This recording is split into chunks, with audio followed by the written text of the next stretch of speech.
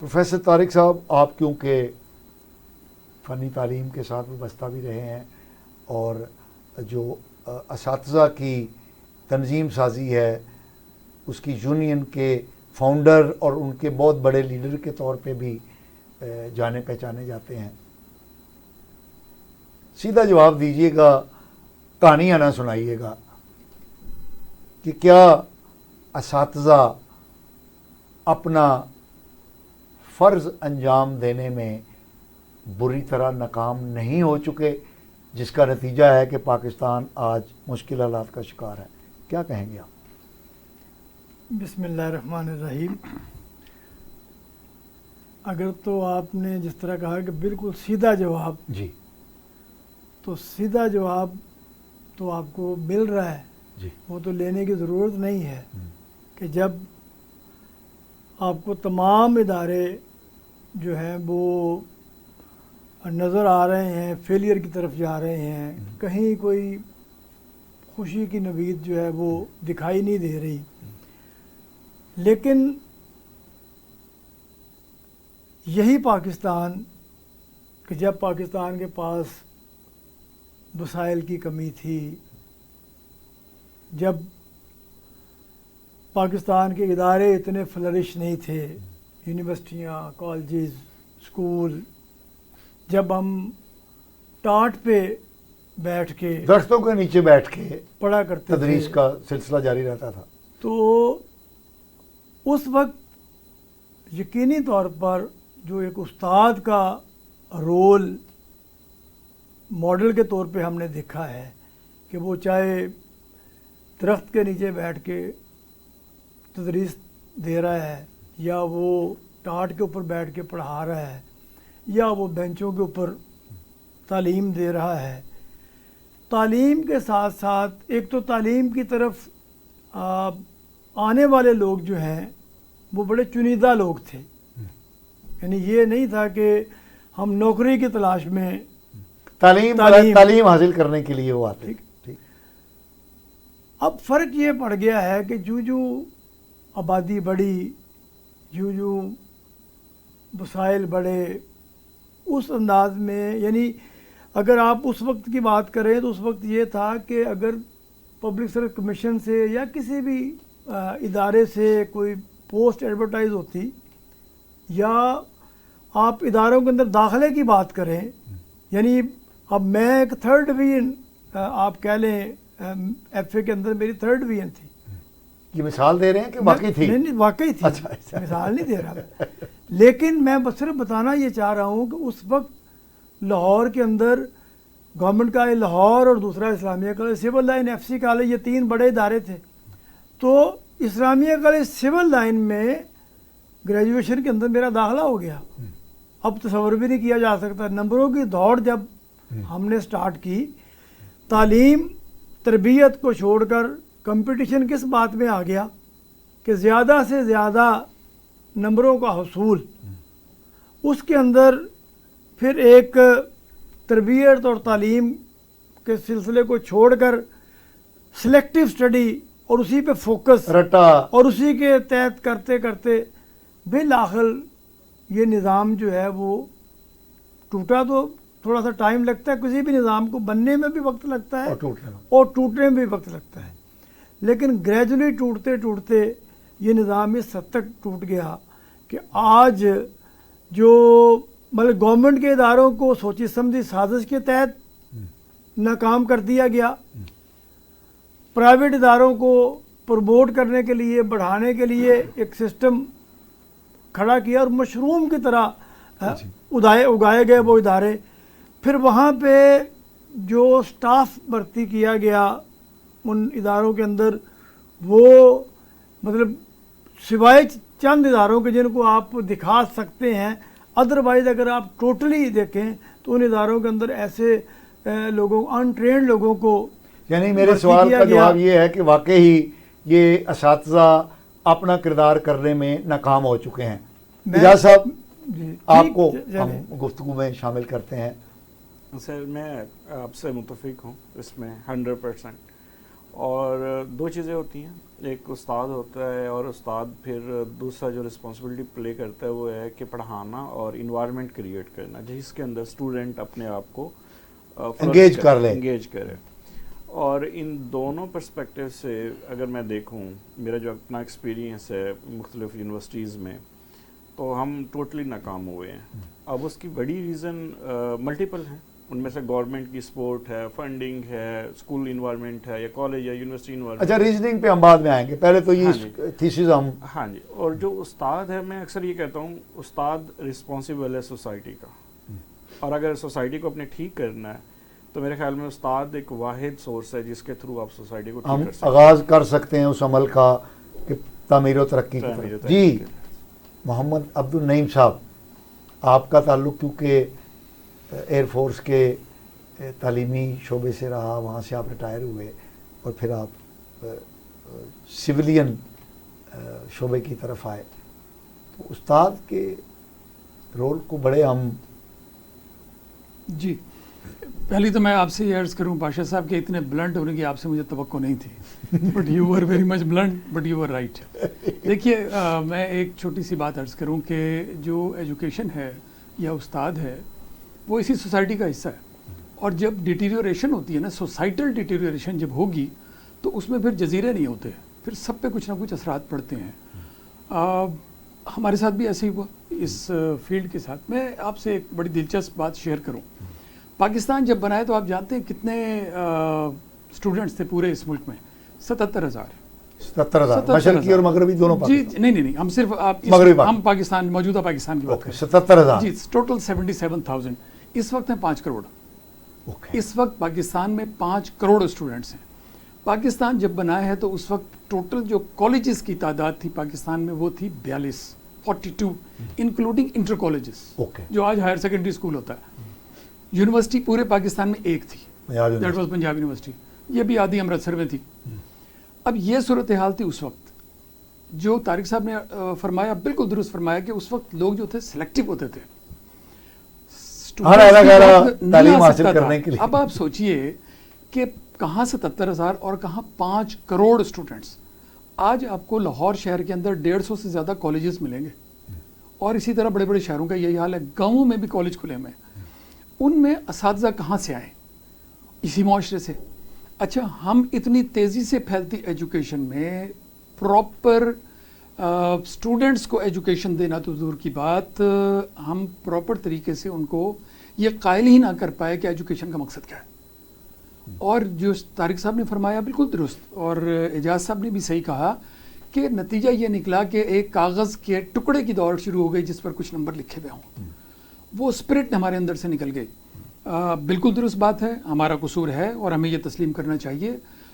ہم بطور استاد ایک کمیونٹی ڈیولپ کرنے میں جو ہم یہ کہہ سکیں کہ یہ کردار ہمارے استاد کا ایک پاکستانی کے طور پہ ہونا چاہیے، ہم وہ ڈیولپ نہیں کر پائے. نہیں عبد النعیم صاحب، میں آپ نے بڑی جرت کے ساتھ اپنے ساتھیوں کی جو آرگومنٹ ہے اس کو انڈورس کیا ہے. میں بہرحال میرا تو وہ مقام نہیں، آپ پروفیسر ہیں تینوں، لیکن میں بڑی احترام کے ساتھ آپ تینوں حضرات کے اس آرگومنٹ کے ساتھ ایگری نہیں کرتا. میری بات ابھی نامکمل تھی. جی آپ پوری کر. تو اب میں نے عرض کیا کہ دیکھیے جہاں تک تعلق ہے نا کہ یہ اثرات ہمارے اوپر بھی پڑنے تھے جیسے باقی معاشرے میں پڑنے. اچھا اب سوال یہ ہے کہ کیا ہم مکمل طور پر ناکام ہو گئے ہیں؟ جی ایسا ہرگز نہیں ہے. کیا پاکستان کے تمام ادارے ناکام ہو گئے؟ جی بالکل ایسا نہیں ہے. اسی دوران جبکہ ہم تان و تشریح کرتے ہیں، طنز کرتے ہیں بہت سے اداروں کے اوپر، اسی دور میں کچھ ادارے نئے ڈیولپ ہوئے. وہ ہے فار ایگزامپل ایک آپ کا ادارہ پاسپورٹ، محکمہ پاسپورٹ جو نئے سرے سے بنا. نادرا آپ کے شناختی کارڈ کا پورا سسٹم انہوں نے ڈیولپ کیا اور دوسرے ملکوں کو ٹریننگ دی. آپ کے ریسکیو 1122. سر گزارش یہ ہے کہ ہم گفتگو کر رہے ہیں تعلیمی اداروں کی. میری عرض سنیے یہ ریسکیو پولیس اس کی بات نہیں کر رہے ہیں. بات یہ ہے کہ ہمارے معاشرے پر اثر کیا ہوا ہے. سر ہماری ڈومین ہے تعلیمی ادارے، تدریسی ادارے اور ان سے وابستہ اساتذہ. تو مجھے آگے بڑھنے دیجئے. چلیے. گزارش یہ ہے کہ آپ تینوں انتہائی محترم प्रोफेसर साहिबान के इस आर्गूमेंट से मैं 100% डिस एग्री करता हूँ कि ये पर्ची का रुझान, नौकरी करने का रुझान जो है, इसने हमारे तालीमी सिस्टम को डिटीरियोरेशन की तरफ लेकर गए। मैं इससे डिस एग्री करता हूँ। यही रुझान बांग्लादेश ने इख्तियार किया, यही रुझान इंडिया ने इख्तियार किया। तालीम जो है वो नौकरी के लिए भी तो थी ना, यानी हिंदुस्तान ने आला तरीन अपने इदारों में मुलाजमत के मौके पैदा किए, और आज हम देखते हैं कि हिंदुस्तान के जो तालीमी इदारों से फारग तहसील लड़के लड़कियां हैं, वो अमेरिका के अंदर जो टॉप की कॉरपोरेशंस हैं वहाँ पर मुलाजमत इख्तियार किए हुए हैं।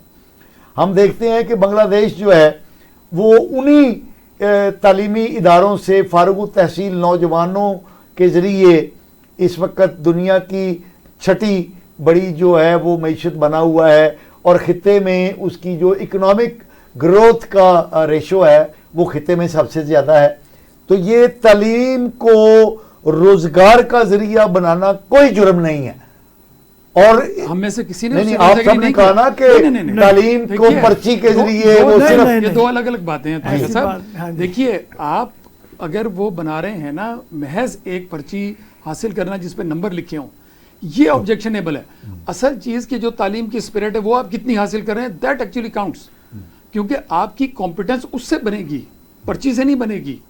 एक बच्चा, जैसे इन्होंने भी खुद अपनी मिसाल दी कि he was a very prominent माहिर फनी तालीम, जो अपने जिनका बड़ा अच्छा कैरियर रहा, वो रहे। नहीं, उनका ज़ाती कैरियर तो बहुत अच्छा है, लेकिन जिस शोबे के साथ ये वाबस्ता थे उसका पट्टा बैठा हुआ है। नहीं, बात यह है कि जिस तरह आपने गुफ्तगू का आगाज़ किया, हमने इसलिए आपकी बात के साथ इत्तेफाक किया कि जो तालीमी इदारे हैं या किसी भी मुल्क की जो तालीम या ज़रिया तालीम के जो भी इदारे हैं, तरबियत के जो इदारे हैं, उनकी छाप पूरे मुआशरे के अंदर नज़र आती है। ज़रूरी नहीं है कि वो सारे तालीम जो है वो उसके लिए हासिल करते हैं कि उन्होंने नौकरी हासिल करनी है। मैं कहता हूँ कि तालीम इंसान को इंसान बनाती है, उसके अखलाक को संवारती है, उसके किरदार को बेहतर करती है, मुआशरे के अंदर उसके रोल को बेहतर करती है। हमें सड़क के किनारे पे आप खड़े हो जाएं, आपको ट्रैफिक बता देगी कि ये कौम जो है कितनी मुनज़्ज़म है, तालीम याफ्ता है। आप किसी रेलवे स्टेशन पे सवार होने लगें, आपको पता चल जाएगा। आप किसी जगह पर क्यू पे लगें, आपको अंदाजा हो जाएगा। शादी के खाने पर पता चल मेरी मुराद ये थी, लेकिन आपने जिन मुल्कों की बात की है उन मुल्कों के हवाले से अगर आप गौर करें तो देखें तो पाकिस्तानी कौम किसी से पीछे नहीं है। हम तो 5 करोड़ या 23 करोड़ की तालीम और तरबियत के हवाले से आपके सामने बात कर रहे थे। अदरवाइज सिलेक्टिव लोग जो हैं इन्हीं इदारों के ऐसी यानी तनज़्ज़ुली का शिकार होने के बावजूद अल्हम्दुलिल्लाह इन इदारों से ऐसे ऐसे सपूत पैदा हो रहे हैं कि जो दुनिया के अंदर जाकर अपना लोहा मनवा रहे हैं। इस वक्त इसी टेक्निकल एजुकेशन जिनकी मैं बात कर रहा हूँ, आप कहते हैं कि वो फेल है। आज की टेक्निकल एजुकेशन फेल है, लेकिन इसी टेक्निकल एजुकेशन के लोग आज आप दुनिया के अंदर जाकर देखें, बड़े बड़े मुकाम उन्होंने कहाँ कहाँ मुकाम हासिल किया है, कहाँ कहाँ वो पहुँचे हैं, कहाँ कहाँ वो बैठे हुए हैं और क्या क्या वो काम सर अंजाम दे रहे हैं। असल में देखना ये है कि बिन हैसुल कौम कभी भी कोई कौम पूरी की पूरी नाकाम नहीं होती, लेकिन जब हम ओवरऑल एक बात करते हैं तो ओवरऑल रवैये को देखना होता है कि ओवरऑल हमारे इदारों से अब फारग तहसील बच्चे जो हैं वो उनकी कंडीशन क्या है, उनका अखलाक कैसा है, उनका किरदार कैसा है, मुआशरे के अंदर उनका रोल कैसा है। यानी उस वक्त की माएँ बिल्कुल अनपढ़ थीं, ठीक है, लेकिन उस माँ का किरदार देखें, और आज की माँ जो है जो इन पढ़े लिखे इदारों से निकलती है, उनके देने का अखलाक देने का, तरबियत का अंदाज और बाकी वो चीज़ें देखें।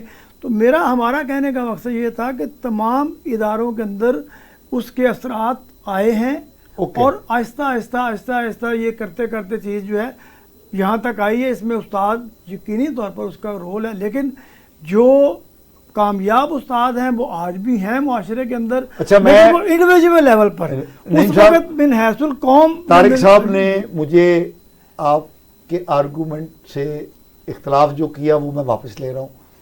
اب آپ اپنی بات میں پوری کیجیے. بہت خوبصورت آپ بات کر رہے تھے, میں معذرت چاہتا ہوں کہ میں نے آپ کو کاٹا.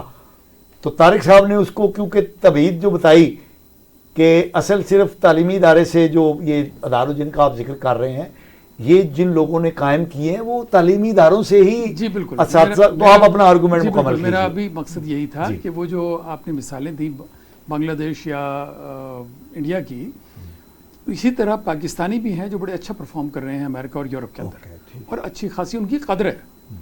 خاص طور پہ ڈاکٹرز ایسوسیشنز وغیرہ جو پاکستان کی ہیں, ان کے بہت اچھی پرفارمنس ہے. انجینئرز اسی طرح بہت اچھی جگہوں پہ جا رہے ہیں. ایون پولیٹیشنز آپ دیکھیے نا, انگلینڈ میں کہاں سے کہاں پاکستان کے پولیٹیشنز پہنچ گئے. امریکہ میں بھی تھوڑا بہت ابھی حصہ لے رہے ہیں.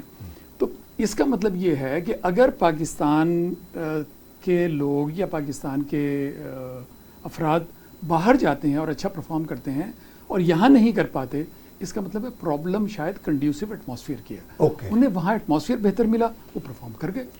دوسرا یہ ہے کہ آپ کسی چیز کو بھی سنگل آؤٹ نہیں کر سکتے, یعنی ہر چیز ایک دوسری چیز کے ساتھ جڑی ہوئی ہوتی ہے, اور جس طرح چیز سنورتی ہے تو وہ بھی اسی طرح ہی, اور بگڑتی ہے تو وہ بھی اسی طرح ہی. یعنی کراس دی بورڈ. ہاں جی, مطلب اس میں برین ڈرین آپ کے ملک کا ہو رہا ہے. کیوں ہو رہا ہے؟ کیوں لوگ مایوسی کی ہیں, اور اس وقت لائنیں لگی ہوئی ہیں جا کے ایمبیسیوں کے باہر دیکھیں کس طرح ملک سے باہر جو نوجوان بھاگ رہے ہیں, دوڑ رہے ہیں. یہاں پہ چونکہ آپ نے وہ ایٹماسفیئر ہی نہیں دیا. انڈیا اور بنگلہ دیش کی آپ بات کرتے ہیں تو انڈیا اور بنگلہ دیش میں آپ دیکھیے کہ جو تعلیمی نظام دینے والے لوگ ہیں, اساتذہ تعلیمی نظام نہیں دیتے. میں یہ بھی آپ کو بتا دوں, اساتذہ تعلیم دیتے ہیں, نظام حکومت دیتی ہے. اور اگر حکومت جان بوجھ کے اس نظام کو برباد کرنے پہ تلی ہو تو ایک ٹیچر کیا کر سکتا ہے؟ میں یونین کر رہا ہوں اساتذہ کی یونین کا. ہم نے اتنی ایفرٹ کی اس وقت بھی کہ یہ ٹیپٹا آپ ایک ناکام ادارہ بنانے جا رہے ہیں. ہمارے آرگومنٹ سنا ہی نہیں گیا اور بلڈوز کر دیا گیا. آج ناکامی اور فیلئر اگر آپ اساتذہ پہ ڈالتے ہیں تو بالکل غلط, ہم اس کو ماننے کے لیے تیار نہیں ہیں. جی اجاز صاحب. میں پروفیسر صاحب کی بات کو ایگری کروں گا اور پرسیو بھی کروں گا, بس مجھے تھوڑا سا وقت چاہیے. جی ضرور. اس میں ایک تو ہے کہ ٹیچر ایز اے انڈیویجول کیا رول پلے کر رہا ہے ایک, اور teacher as a collective as a community کیسے پلے کر رہا ہے. ان دو چیزوں کو سیپریٹلی دیکھنا ضروری ہے. اگر ٹیچر انڈیویجولی کی بات کریں گے نا تو پھر ٹیچر آپ کو کھڑا ہوا نظر آئے گا, پاکستانی ٹیچر کھڑا ہوا کہیں نظر آئے گا, ایکسیپشن از آلویز دیئر. جہاں کمیونٹی کی بات کر رہے ہیں تو وہ with out support of the government, کسی بھی ملک کے اندر آپ دیکھیں نظام تعلیم سکسیسفلی نہیں چل سکتا without the support of the government. میں تھوڑی سی ایگزامپل آپ کوٹ کرتا ہوں. لاہور کی آبادی ہے جی 14 ملین. اسکول کتنے اگر آپ دیکھیں, گورنمنٹ اسکول ہیں 1300, اور کتنے پرائیویٹ اسکول ہیں 6000 پرائیویٹ اسکول ہیں. 1400 اور 6000 1400 ہیں سرکاری نہیں, 14 ملین آبادی ہے. 14 ملین 1 کروڑ 40 لاکھ آبادی, ٹھیک ہے, اور 1 کروڑ 40 لاکھ آبادی کے لیے 7300 اسکول ہیں. اوکے, ان میں سے 1300 اسکول گورنمنٹ کے ہیں صرف, اور 6000 اسکول ہیں جی آپ کے پرائیویٹ. ٹھیک. اب یہاں سے ذرا دیکھیے گا, اب اس کا کمپیریزن کریں ان ملکوں کے ساتھ جن ملکوں کی آبادی 1 کروڑ ہے. میں کیوبا کی ایگزامپل لیتا ہوں, میں لیتا ہوں گریک کی. Greek was the first country جس نے جو قاعدہ فارمل ایجوکیشن شروع کی تھی دنیا کے اندر. اگر ہم گریک کی بات کریں تو سر that is very interesting figure آپ کے سامنے میں رکھنا چاہوں گا کہ کیوبا کے اندر 10,698 اسکول ہیں اتنی آبادی کے, صرف پرائمری اسکول ہیں. اچھا گریک کی اگر میں بات کروں سر, گریک کے اندر 7,254 پرائمری اسکول ہیں, اور ان میں سے 6,851 پبلک اسکول ہیں. تو ان کی پرائیویٹ اسکول کی تعداد کتنی ہوگی؟ ہارڈلی لیس دین 7%. ہماری پرائیویٹ اسکول کی تعداد سر کتنی ہوگی؟ 82%. اچھا یہاں پہ ایک بیسک ڈفرینس آ جائے گا. کیا کون سا؟ کہ جو افورڈ کر سکتے ہیں وہ تعلیم میں آئیں گے, اور جو نہیں کر سکیں گے وہ نہیں آئیں گے. اب یہاں پہ گورنمنٹ اسکول کے اپنے ٹیچرز کے بچے پرائیویٹ اسکولوں میں پڑھ رہے ہیں. اب آ جائیں گورنمنٹ کے اوپر, جو گورنمنٹ سپورٹ کرے گی کولیکٹیولی ایک ایجوکیشن کے نظام کو اور ٹیچر کمیونٹی کو. اگر جب اس پہ بات ہم کرتے ہیں سر, تو آج 27 بلین روپیز کا فری ملک پلایا جا رہا ہے بچوں کو پرائمری اسکول کے اندر. اب اس بات پہ ذرا دیکھیں، اور 27 بلین روپیز کا پنجاب میں صرف، پنجاب میں صرف، اور پنجاب کے ہی بچے سب سے زیادہ اسکولوں سے باہر ہیں. اب اگر اس سینس میں ذرا کریں تو ٹیچرز کمیونٹی کے ساتھ انہوں نے کیا کنسرن کرنا ہے اس کے اوپر اگر ہم بات کریں تو بڑا ایک پورا فگر آؤٹ ابھی جو ریسنٹلی بجٹ آیا ہے اس بجٹ کو اگر آپ اٹھا کے دیکھیں تو آپ کے آنکھیں کھل جائیں گی کہ یہ کر کیا رہے ہیں تعلیم کے ساتھ. لیٹ سپوز ہمارا جو 82% برڈن صرف لاہور کے اندر پرائیویٹ اسکولوں کے اوپر ڈالا ہوا ہے انہوں نے، جو پبلک اسکول ہے ان کا حالت زار یہ ہے کہ مور دین 60% اسکولوں کے اندر صاف پینے کا پانی نہیں ہے. دودھ پلا رہی ہے نا گورنمنٹ. دودھ پلانے کا اگر اس فگر کو سر فگر آؤٹ کریں تو آلموسٹ ایک پرائمری اسکول جو بنتا ہے پنجاب کے اندر اس کے اندر 20 لاکھ کا یہ دودھ پلائیں گے. 200 ورکنگ ڈیز ہے، 200 ورکنگ ڈیز میں، اور اس میں وہ 20 لاکھ جو پیسہ ہے وہ سارا خرچ ہو جائے گا، دودھ بھی کسی کو نہیں ملے گا اور اتنا تعلیم نہیں مل رہی. اور انہی بچوں کے لیے سر 8 ارب روپے کی کتابیں نہیں دیں اس دفعہ گورنمنٹ نے. آپ کے شاید علم میں ہوگا یہ، پہلے ہم فری بکس دیتے تھے، اس دفعہ کی گورنمنٹ نے 8 ارب روپے کتابوں کے لیے نہیں رکھا، 27 بلین روپیز دودھ کے لیے رکھ دیا. اب آپ پرائورٹیز اگر گورنمنٹ کی دیکھیں، کیا وہ نظام تعلیم کے اندر کسی بھی طرح سے انگیج ہو سکتے ہیں؟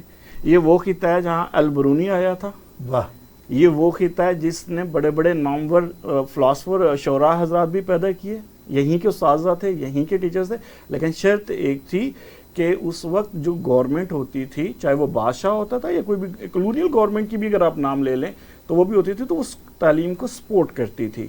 آج ہائر ایجوکیشن کا بجٹ آپ دیکھ لیں، 160 یونیورسٹیز ہیں ہماری پبلک، اور 126 بلین روپیز HEC نے مانگا ہے ہماری گورنمنٹ نے. ہماری گورنمنٹ نے ایگزسٹنگ جو پریویس بجٹ تھا 64 بلین کا، اس کو بھی کٹ کر کے 25 بلین رکھ دیا ہے. یہ ریسرچ کا حال ہے. پنجاب یونیورسٹی جس کا میں اسٹوڈنٹ ہوں اور جہاں میں پڑھاتا ہوں، اگر اس کا دیکھو 10 بلین روپیز سے بھی زیادہ اس وقت جو ہے وہ ڈیفیسٹ میں کھڑی ہے.